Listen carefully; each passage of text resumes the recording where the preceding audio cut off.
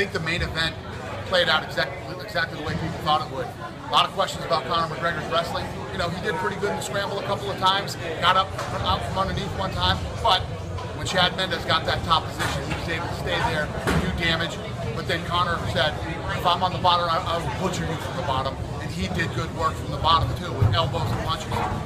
In all honesty, do you think the result would have been different had Chad Mendes had a complete camp?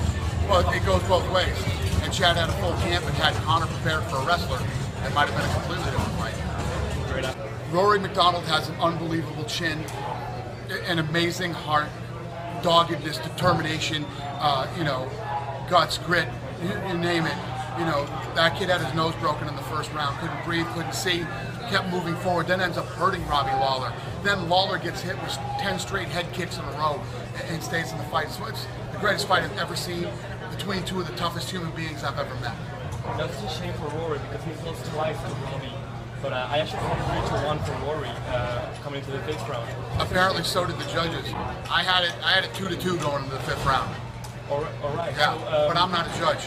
Neither are you. So that's true. Only the judges matter, and they had it scored the way you did. But what happens to Rory now? He gave Robbie such a fight, even a harder fight than him. Well, what happens to Rory is Rory's one of those guys, probably the best guy in the world that isn't the champion, and a lot of other guys got to try to go through him now. So I don't know.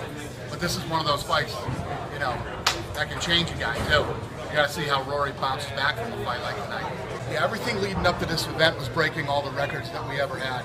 And we knew that we had a great event. We knew that everything was in place, you know, from a new show open, new graphics, the entrances being sung by the artists, the fights, the stylistic message. Then we just had to go out and deliver. And I think my team did a fantastic job. I think we delivered on every level tonight, and obviously, I think that the fighters over-delivered.